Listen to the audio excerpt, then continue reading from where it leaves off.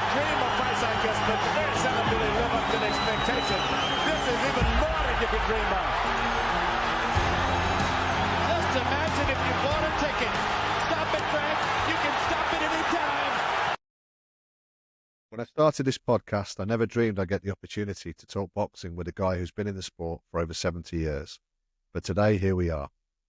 Gerry Walsh competed for his native island as well as the armed forces across Europe, most notably boxing off prior to the 1956 Olympics in Melbourne against the great Dick McTaggart. McTaggart went on to win gold medal there, and Gerry recalls in this interview his experiences with Dick, the type of fighter he was and the type of guy he was, as well as regaling stories of many other famous names in the sport and some of the top level fighters that he faced in a career that covered potentially 200 bouts. He's not quite certain, but somewhere around that region. He went on to be a great coach, working in the UK as well as working in Australia with Australian internationals, and most notably, I would say, the Paul Briggs, who went on to become a contender for the world light heavyweight title in Madison Square Garden. Gerry's journey in the sport is inspirational. It's probably a different story for many of you who are listening to this, and I really hope you enjoy it. He is an inspirational guy. At the age of 90, he still plays golf regularly. He's still fit. His memories of particularly his earlier career are still really clear, and his passion for the sport comes through in this interview, which for me was just an absolute privilege to do. Thank you to everyone for the support on the Robert Diaz episode. His stories and his experience in the sport covers some of the greatest names in the sport in the last 20 or 30 years. And I really enjoyed doing that one, and the feedback has been wonderful. Thanks also for the support on trying to improve the technical side of this podcast. I continue to work hard at that, and I'm sure it will continue to improve. Thanks for your patience on that. But let's get to Gerry.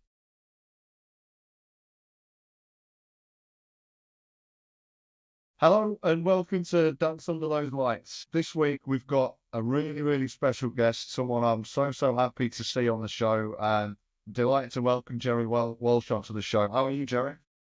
I'm fine, thank you. Great to see you, mate. You're looking really, really well. You're looking fit. Have you been out on the golf course recently? Last week. Last week. Very good. Handicap still coming down? No, gone the other way. The thing is, it's exactly the same with me, and I'm a little bit younger than you, so that's not so good. Look, Gerry, so happy to have you on the show. We're going to talk about your career in boxing, talk about your career as a fighter, as a trainer, and enjoy just talking about what you're passionate about in the sport. I want to just ask you a couple of things in general about the sport, just to ask and find out your views on what I call the warm-up. So the first question is, who's your favourite fighter ever? I think the heavyweight Muhammad Ali was one of my favourites. His speed and his defensive boxing, I thought was incredible. Fantastic. People of my generation hear about Muhammad Ali so much, and I wasn't lucky enough to watch him live, or even watching the Foreman, the Frazier fights, Ken Norton back in the 70s. But I've read so much about it. I've seen the videotape, and I think most people would agree that he's down as the greatest. Did you watch those fights on TV, Gerry? Yes, most of them were on TV. Yeah. And I didn't get the opportunity to go to the States to see him. Yeah. But I would have loved to do that. And Henry Cooper gave him a little bit of a scare as well, didn't he? He did. That left hook was a cracker. It was. Henry was, as I say, was a very strong man. His left hook was one of the best punches we ever seen. And he dropped a few men with that over the years. Henry Sammer, they called it, right? Henry Sammer, it was known as. Yeah. Very nice chap as well to know outside the boxing. He came to Guernsey. I spent a bit of time with him here in Guernsey. Fantastic. And he was a real gentleman. He came across that way. I remember him being on television a lot, on Superstars and those types of shows back in the 80s. So he always seemed to be a real gentleman. You know, he's not the only superstar boxer who's a gentleman, but he was a bit of a national celebrity, wasn't he? A national treasure. He was. And all you had to do was keep away from that left hook. Definitely. He cut up quite badly, didn't he? I think he's Unfortunately, Henry did, like a lot of people, had big eyebrows, yeah. and they actually caught a lot of punches on the eyebrows, and he ended up with a lot of cuts during his career. And unfortunately, I think if he didn't cut up like he did, he would have went even further. So the other question I have for you in the warm-up, Gerry, is do you have a favourite fight? So your favourite fighter was Muhammad Ali. Do you have a favourite fight through history that was your favourite to watch? Well, there was a lot of good boys about in the 50s and men who were amateurs and got into national side. Yeah. Like Dick McTaggart was one of the probably best amateurs we had in the country. Yeah. He could box, he could hit a bit as well, although they never showed you his big hit. But he was very quick and a real nice boxer and a good guy too. Yeah. Okay. We spent a good evening up at the Carlton years ago, Yeah. chatting about up there the competitions and bouts that we had together. Fantastic. And the people that we knew, we didn't talk about each other. We're mainly talking about the people we knew. Okay. Okay. So that brings us on really nicely then, Gerry, to you fought Dick McTaggart. I was down to box him a number of times. Yeah. Dick was very popular throughout the country, and he was boxing all over Britain, and very big demands made on him. Yeah. And like everything else, Dick was an amateur, but there were times that he must have made a little bit of money as well. That's it. Yeah. I mean, there was a few quick change hands for him to be able to go to certain places, and he's a big pull, right? So I'm sure there was a lot of people wanted to watch him, and that generates money. Yes, he had a lot of, I mean, he travelled a lot because he was in such demand. And as I say, he was such a lovely boxer. He was a southpaw. People hated southpaws because you were hitting them going the opposite way. Yeah. And he was always on the end of your left hand, and he didn't catch them with many of them. So your fight against Dick McTaggart, I believe, was a box off for to qualify for the Olympics around 1956. Well, it was in Northern Ireland. We were all stationed up there at the time, and we were given the opportunity to get in and have a go at each other. And if, as I say, if I had had a little more experience, I think we would have been a lot closer bout. Yeah. But Dick, like everything else, was a great counterpuncher, and he would keep you on the end of that straight right, which a southpaw will do. Yeah. But we had some good times together, and Dick was in the RAF and was like myself. We were both PTIs, physical trainer instructors. Yeah. Dick was in the RAF, and I was in the Irish Brigade in Northern Ireland. And they say, we came across each other a few times over the years. Fantastic. I mean, he's a legendary Scottish boxer who, you must have felt really proud of him when he won the gold medal in Melbourne. Oh, yes, it would have been lovely to be there. I've been to Melbourne and round the gym in Melbourne. And as I say, it's such a fantastic city. And as I say, I had the opportunity to go around the stadium in Melbourne, but not to get into the Olympics, unfortunately. No, well, but that aside, you had what sounded like a stellar career, Gerry. So, I mean, can you, before we talk a little bit about boxing for Ireland and around Europe and the army, can you tell me a little bit about how you got into boxing in the first place? When was the first time you walked into the gym? I think this was in Ireland. I was a junior. Yeah. I boxed in Dublin as a junior, and 14-year-olds or maybe even younger. Okay. And as I say, I got an opportunity to box, as I say, in the juniors. That was before the big names came out. Yeah. Dick was probably one of the best juniors in the country. As I say, southpaw, and he was difficult to hit. Fantastic. He was very, very quick. I bet he was. He must have been a very skilled boxer to win Olympic gold. So did you love boxing from a young age then, Gerry? Did you fall in love with the sport? My family were boxers. Okay. I had an uncle or granduncle called Frankie Walsh. I was a Dublin man, Okay. and he was one of the top guys in Dublin, as I can remember him. And he could box anybody, Okay. and turned professional. And actually, I believe he boxed a woman in Paris. So, Wow. you know, in them days, Long before the women fought, when boxing in the Olympics, for example. this was a long time before. Yeah. But he turned professional, and he was boxing a lot of the top people in Britain and Europe. And as I say, he was matched with a lot of the top boys in Europe. Yeah. Fantastic. So I believe you fought for the army in Europe at times, is that right? In Germany and other countries?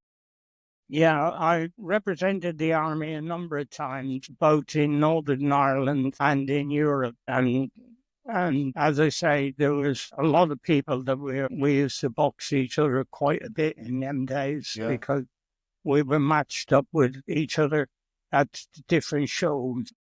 We actually, I think I spent quite a bit of time boxing other top people in boxing in club shows. Yeah, in club shows, yeah. And these were very good boys. We'd all meet up at different shows throughout the country.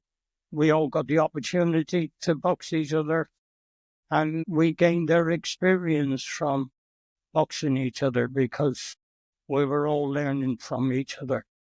Fantastic. Am I right in saying you boxed around light welterweight, about 140 pounds? I was boxing at lightweight when I made lightweight during the army days. Yeah. And I made 9 stone 7, but I struggled with it. I was a light welterweight, and I was quite strong. But in my early days in the army, I was just making the 9 stone 7. But I moved up into the light welters, which was 10 stone. And as I say, we were up and down the different weights. Yeah. And did you find making weight difficult? Not really. I did. It was hard work, but being a PTI, and I was quite a good runner, and I was out training quite a lot. Physical trainer instructors in the army or in the RAF or whichever branch of the services you're in. Yeah. You're out early in the morning, and you're still there in late afternoons training. Yeah. So I mean, you keep other people fit, but you're keeping fit yourself. Your physical fitness levels were always very good. Oh yeah, very good. I never smoked. Very rarely ever drank, and we were all pretty fit guys because we were all in like squad training in them days, and we were sparring with the best boys about. So you're always in shape. You were ready to take a fight at late notice because you didn't need to drop too weight. We were there to, once we made the weight, we would stick with that weight the best we could. Yeah. I mean, I think it's in modern boxing, you often see some of the superstars balloon a little bit. They might go up 15 pounds or whatever pretty quickly after a fight, and then they have to then, do an awful lot of work to get back down to make the weight for the next fight. But even today, I think some of some of the most disciplined superstars are the most successful because they live the life, they keep themselves fit all the time. And it sounds like that you were one of the blueprints for that, Gerry. Yeah. Well, like people like physical training instructors in the army, they're actually training. Yeah. From early morning, you were out to do your road work.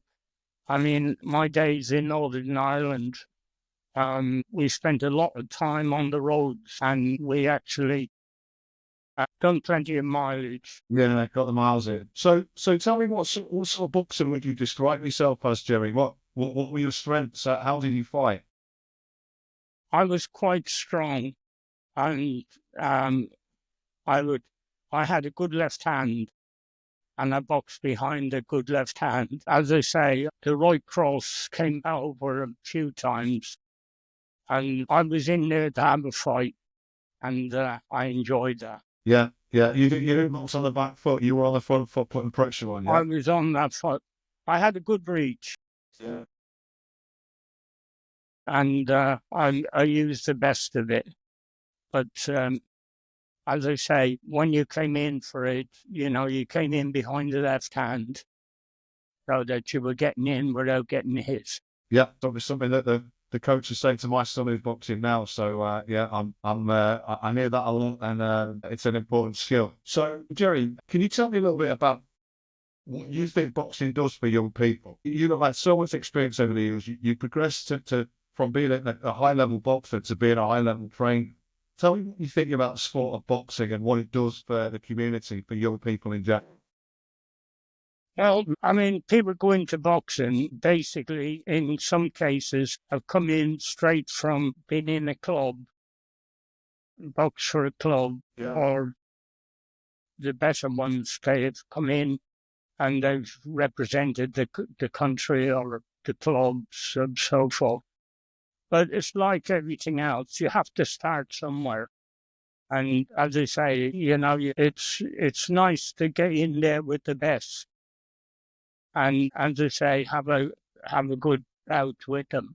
And we always were great friends with your opponent afterwards. Yeah, that's it. So it's about that respect. You know, when the kids walk into a gym for the first time, they have to commit to behave in a certain way and to be well disciplined and to conduct themselves properly, right, with other people. Yes, yeah. As I say, the discipline is pretty good, strong, because without the discipline that you're going through about, you work out your rounds. Yeah. So that you're either counterpunching or you're going forward or going back. And in a lot of cases, we knew each other. Yeah. Because we had boxed each other at different places, club shows, championships, could have been the services. I boxed against the army, and I boxed for the army against the Navy and the RAF. Yeah. And you're meeting these people at different times, and you're learning from these people. It's very different to what people who don't know about boxing think. A lot of people think that boxing is a sport for thugs, where the people who box off against each other they're not friends, or they don't have the respect for each other. But actually, there's an awful lot of respect, isn't there, that's pulled from sharing the round, sharing the ring, sharing 3 rounds or sharing more rounds as a professional, and afterwards you become great friends and have a lot of respect for each other. Yeah. Well, as I say, the different people that you box, you learn from all of these people. Yeah. Because they're in there to box just like you are. Yeah. And you're going in there and you're going to do your best to win that bout. And you go in there with the determination, I'm going to win this one. And if you don't, it'll be a very close one anyway. Yeah, that's it. Because, over the years, we've always tried to match the boxers with somebody of their own ability. Yeah. And by doing that, we find that we get a good bout, and the people love to go and watch a close bout. And you both learn from it. Absolutely. So you were never one of those trainers who wanted to put your strong kids in against kids who might not be quite so good to get a good record. It's never about that, is it? It's No, important to match them properly. Matchmaking in the sport is so important to, amateur boxers developing, right? it is. If you match correct, you're going to come out with a good bout. Yeah. And you've got great respect for each other because you become quite good friends, even though you're trying to knock the head off each other.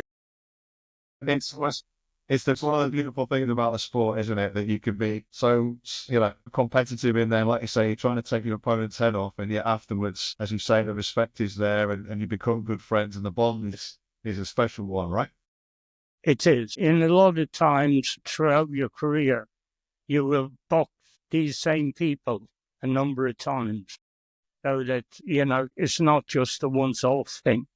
It's lovely to have a nice bout with somebody who's a top name, but there's a lot of good men out there that will be in there to win that bout, just like you are. And, this is how you learn. Absolutely. How many bouts do you think you had, Gerry, in your career as a boxer? I don't really know. People say to me how many bouts you've had over the years, but it's very difficult because people said to me, you must have had over 200 bouts. Well, it could well have been that. Yeah. It could have been less. It could have been more. But as I say, we don't count the bouts. We go in there to win a bout Yeah. and give a good performance. Fantastic. And all that experience, however many bouts you had, I'm sure it's a lot. And the experience you gained as a boxer, you've passed on to so many young people over the years. And I want to talk and ask you a couple of questions about that. I think, first of all, and most notably for me, and maybe for you or before, your son, Matt, went on to become junior ABA champion, and without a doubt, the most famous boxer that's come out of Guernsey, in the boxing history of Guernsey. How did that journey feel to you? You must have been very proud as a father and as a coach. Yes, and Matt actually boxed very well during his junior days and senior. He boxed some very good boys, and some he beat and some he didn't beat, but they were all good bouts. And when it came out at the end of the bout, whoever got the result, it didn't make any difference because they both went in there to win. And they learned something from the bout. And they learned from each other, as you say. Yeah.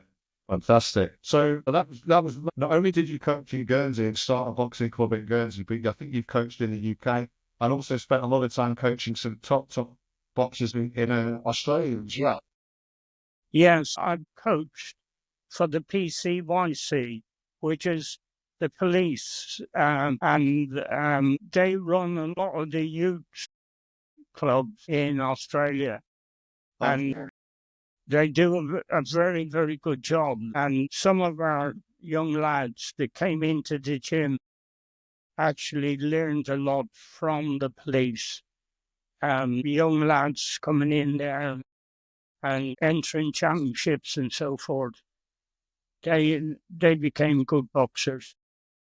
Fantastic. And you had some high level boxers over there. You did some community work, but I've read a name, Paul Briggs, who went on to fight for the world title at light heavyweight, I believe, that you coached. Yeah. Was it Twin Heads?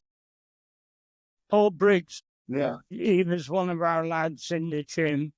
Very strong lad, and actually went on to went to Madison Square Gardens and to fight for the world light heavyweight title. Amazing. A lovely guy and a really hard worker in the gym. Yeah, no, I was looking at his record before this, and he fought, I think, Thomas Adarte, who was a very, very good champion at the time. And I mean, for you to have coached him in Australia, to have fought in Madison Square Garden, many people say is the home of boxing, or the most famous boxing arena in the world. You must have been very, very proud. Yes, well, I mean, a lot of the lads that came through these PCYCs, which is run by the police, and they got some really good coaching coming through their careers. Yeah. And like Paul Briggs, I mean, he got to the top, and when he went down, he turned pro. He moved down into Sydney, and he got the opportunity to box for the world title down there. And he went to New York, and he really did fight well there Amazing. to Amazing. try and win the world title. That's a great story. And it was sorry, Gerry. it was only a majority decision that Paul lost. Wow. Wow. So he belonged there. It wasn't like it was a wide unanimous decision or he got stopped. He was right in the fight all the way to the final. He was there all the way through. Fantastic. And he had the opportunity of, once he got to that level, then he moved on to the pro game, and he didn't let himself down, because he became a big name in boxing. Yeah, I looked at his record, and I think he was 30. He had 30 fights, and he won 26, and fought for the world title twice. I mean, that's a top. That's elite boxing. So, what a fantastic record. I have a question about the difference between Australia and England, or Australia and Ireland. Is there a difference in terms of the culture of boxing in Australia compared to what you saw in the British Isles? Well, basically, it's boxing's the same day in, day out. You meet an opponent, and you look at, trying to get a win at this level, and you really do try hard. And there was many Aussies that I met during my time in Australia that were actually very close to being the big names. And they did work hard, and they were in the gym, and they really pushed themselves to get as high as they could. Yeah. Yeah, I mean, if you look back through boxing history, I'm just thinking of the likes of, was it Jeff Fenech, and I mean, there's a couple of more modern day. Jaya Pattaya at the moment is a world light heavyweight, world cruiserweight champion. There's clearly some talent over there, but because it's such a long way away from the home of boxing in the United States or even in the UK, they maybe don't get as many title fights, as many promoters who will invest in them, and so they get less. But sometimes they could be big stars still. Yeah, as I say, it's difficult sometimes when you become at a level of boxing, you get to a standard where you're there. Boxing becomes harder to find opponents that you can actually get about with. And it's difficult sometimes that you're working to a level, and you're trying to hold that standard so that you can get to the top. Absolutely. Like Paul Briggs, and there were plenty of other guys in Australia that actually came to the gym every day and put every ounce of strength they can into their training. And they got there. They became good class boxers. Definitely. And as you say, the sparring or the competition, it's harder to match them as they get up there, but it's also harder for them to prepare for top level fights, because there might not be as good a sparring there as there are, let's say, the fighters who come out of New York or Detroit or Los Angeles or London. So it's a bit of a challenge to give them the opportunities to keep developing. I would assume. That's right. They get, as I say, every belt you get is going to learn something from it. Yeah. And every step you go forward is a step nearer to achieving what you want. Yeah. Yeah, definitely. And you've seen Guernsey boxers, you've seen Matt, obviously Billy Lipula in recent years, boxing at the Commonwealth Games twice and ABA finals. Some talented kids coming from Guernsey over the years. But again, they learn from those bouts that they have, but they don't have the opportunity to compete in their own island, so they have to travel, which makes it harder. And it means that their achievements, I think, are even greater. Yeah. Well, it is difficult, because when you have to travel, it's probably the hardest thing in the boxing is to keep, you've got probably boxing in Glasgow or something, or London, and basically you're moving around the country and you're boxing different opponents, which is great, but it's also tiring Yes, to travel. because of the traveling that you're doing. Yeah, no, for sure. I mean, you would know that, particularly having travelled to Australia so many times, you know how tiring that journey is. So if anyone has to go to the other side of the world to get competition or to compete, it's a bigger challenge to prepare for, isn't it? Yes. Yeah. And, if you're going to do it, you might as well do it right and get to as far as you possibly can. It's very difficult for the Guernsey lads because we were cut off from other opponents, like we were travelling a lot, and sometimes the Guernsey lad was at a disadvantage Yeah.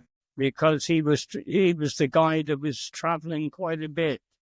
And that is, unfortunately, living in a small island. It's a price you've got to pay. Absolutely, absolutely. And as I say, in my opinion, I think that makes anyone who achieves a high level, like Matt, like Billy have done, and Tommy Tears has been competing, Highland competition in the UK with the England internationals. It means that what they've done to get there is, I think, even more impressive. I mean, it's the same with the footballers, Matt Letitia or Maya Letitia, for example. That what they do away from their home, they probably go through a more difficult process to get there. So it makes their achievements even more impressive, in my opinion.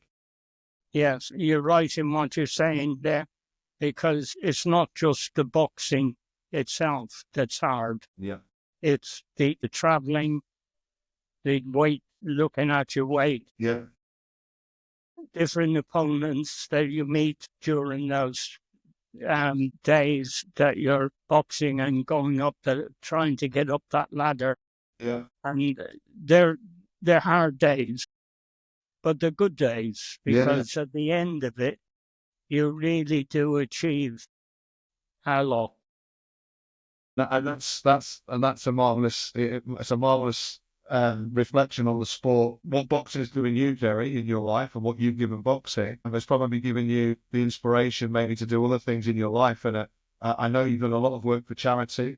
I remember as a young guy, you working with my father and other people in the charitable sector, working with people with learning disabilities. I've read about your work with young people in Europe as well. So all of these things that you learn in the ring or in the gyms when you've been training and when you've been coaching, you've then taken some of that to the rest of your life, which is, I think, really inspirational. I mean, lessons did you learn from boxing that took you into those kind of environments? Well, the first thing about it is that you want to do it, and there's a goal there for you to do it. And, sometimes, it might take 2 or 3 bouts to get you on that level.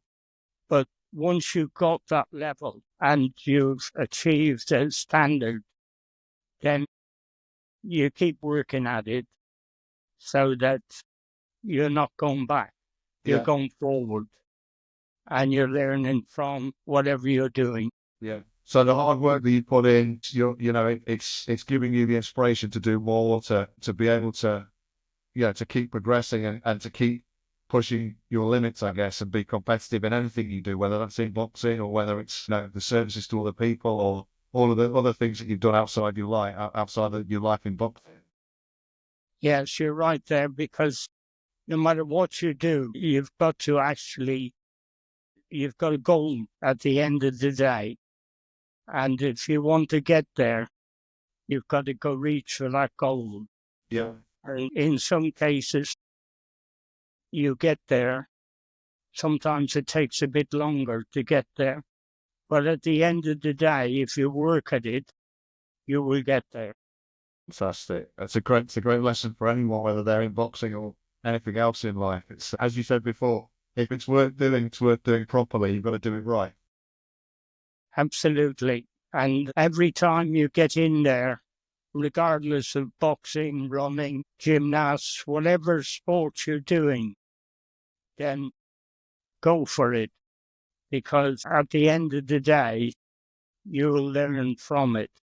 And once you've got to that level, then you will improve, and you'll get up there with the big boys. They'll be waiting for you, and you'll learn from them. And one day you might look back on your career and feel, I achieved something. It will make you feel good. Yeah, I mean, it's a lovely sport. You know, boxing is, you're in there with somebody who's going to be of the same ability as you, and you're both in there to try and win a title or a bout or whatever it may well be. And you'll prepare, and at the end of the day, if you prepare right, you'll be there at the end. Absolutely. Yeah. I have to say, you know, in recent years, being a parent of a boxer, I've always been a big boxing fan, but being a parent of a boxer, I see the hard work that goes in. I see the discipline. I see the way people conduct themselves in all of the gyms that we go spar at. I think it's such an impressive sport, and I agree with you. I think it's a beautiful sport.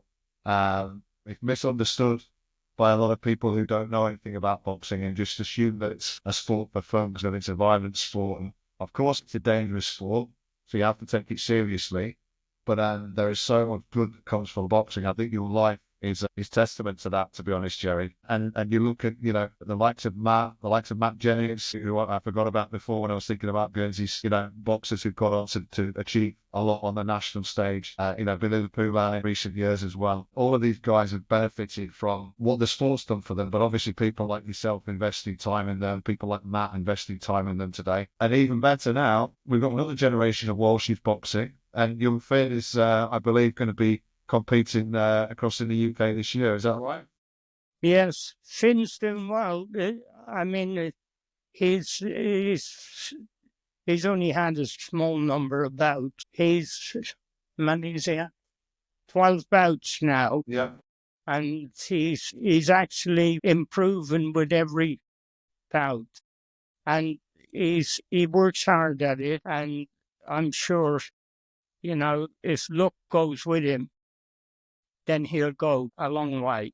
But he's very keen, and with the people that's behind him and training him, they're giving them every bit of help that they can.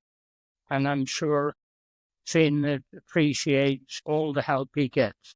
Well, he's got great guidance from himself, from his father, now Ben Duff, and the staff and coaches within Guernsey Boxing. And I'm going to be watching him, and I hope that the people who watch this podcast look out for him as he competes ABAs and what have you in the UK, represents Guernsey and represents what you guys have done as a family over many, many years. Gerry, I'm gonna bring the interview, the podcast to a close. I just want to say to you, you're 90 years old. You look in fantastic shape. It's a testament to a life really, really well lived, that you've given so much to other people. And I loved being able to talk about it, because as a young man, I came across you quite a lot.